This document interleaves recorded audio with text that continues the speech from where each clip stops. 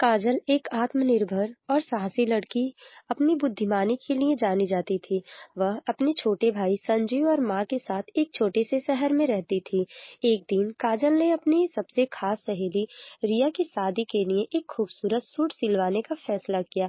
वह अपनी मोहल्ले के मशहूर दर्जी कमलेश की दुकान पर गई। कमलेश की दुकान की तारीफ पूरे शहर में थी, लेकिन वह अंदर से कितना शातिर था ये किसी को पता नहीं था। जब काजल ने अपनी जरूरतें बताई, तो कमलेश ने अपने दस्ताना अंदाज में कहा, अरे बिटिया तुम चिंता मत करो, ऐसा सूट बनाऊंगा कि सबकी नजर तुम पर ही टिकी रहेगी। उसने काजल का नाप लेना शुरू किया, लेकिन उसकी नजरें अजीब तरीके से काजल के शरीर पर घूम रही थी। काजल को असहज महसूस हुआ, लेकिन उसने कोई प्रतिक्रिया नहीं दी। शाम को कमलेश का फोन आया। उसने कहा, मैडम गले का डिजाइन तय नहीं हुआ है, कुछ नई डिजाइने का कलेक्शन आया है, अगर आप दुकान पर आए तो बेहतर रहेगा। काजल ने उसे टाल दिया, लेकिन कमलेश के स्वर में कुछ ऐसा था, उसने उसे बेचैन कर दिया। अगले दिन जब काजल सूट लेने गई, तो कमलेश ने सूट देने की बजाय उसे ट्रायल रूम में जाने को कहा। काजल ने सूट पहन लिया, लेकिन वह बेहद टाइट था। उसने कमलेश से कहा, ये क्या बनाया है आपने? ये तो बिल्कुल फिट नहीं आ रहा है। कमलेश ने अजीब मुस्कान के साथ कहा, आप चिंता मत करो, मैं इसे अभी ठीक कर दूंगा, बस फिर से नाप लेना होगा। कमलेश नाप लेते समय जानबूझकर उसे बार बार छूने की कोशिश कर रहा था। काजल ने कड़ा रुख अपनाते हुए कहा, आप ठीक से नाप लीजिए, वरना मैं कहीं और काम करवा लूंगी। कमलेश थोड़ा संभल गया, लेकिन उसके इरादे साफ थे। जब काजल ट्रायल रूम में थी, उसने दीवार पर एक छोटा सा छेद दिखा। उसे शक हुआ कि कमलेश कुछ गलत कर रहा है।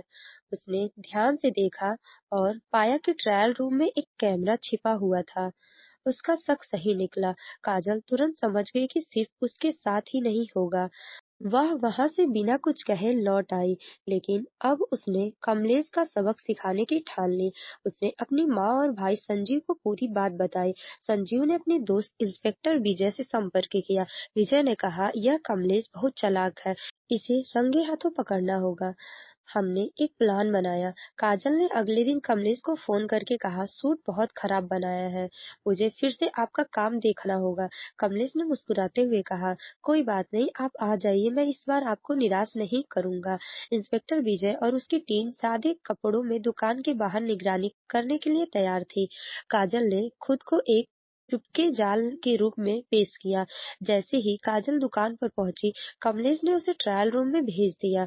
इस बार काजल ने ट्रायल रूम के कैमरे की ओर देखकर मुस्कुराते हुए कहा, कमलेश जी, इस बार सूट ठीक है, लेकिन मुझे ये कंफर्म करना है कि आपकी दुकान के वीडियो रिकॉर्डिंग सिस्टम सही से काम कर रही है या नहीं।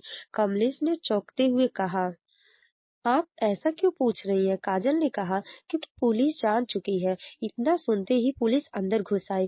कमलेश ने भागने की कोशिश की, लेकिन पुलिस ने उसे दबोच लिया।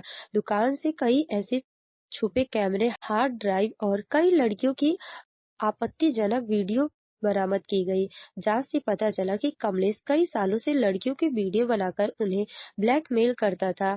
उसकी इस गंदी हरकत की वजह से कई लड़कियां समाज से कट गई थी। काजल की बहादुरी और सूझबूझ ने न केवल कमलेश को जेल की सलाखों के पीछे पहुंचाया, बल्कि उसने उन लड़कियों के लिए न्याय का रास्ता भी खोल दिया। काजल ने साबित कर दिया कि अगर एक लड़की साहस और समझदारी से काम ले, तो वह समाज के हर शैतान की उसकी औकात दिखा सकती है। विजय ने काजल को सम्मानित किया और काजल ने अपने हौसले और आत्मनिर्भर से एक नई मिसाल कायम की। डरना नहीं है, अन्याय को सहना नहीं है। हर लड़की काजल है, लेकिन जरूरत पड़ने पर वो चट्टान बन सकती है। तो दोस्तों, आपको ये कहानी कैसी लगी कमेंट में जरूर बताएं। हमारी कहानी आपको अच्छी लगी हो तो प्लीज वीडियो को लाइक करें, शेयर करें और हमारे चैनल आरजी की आवाज को सब्सक्राइब जरूर करें। Thank you so much for watching.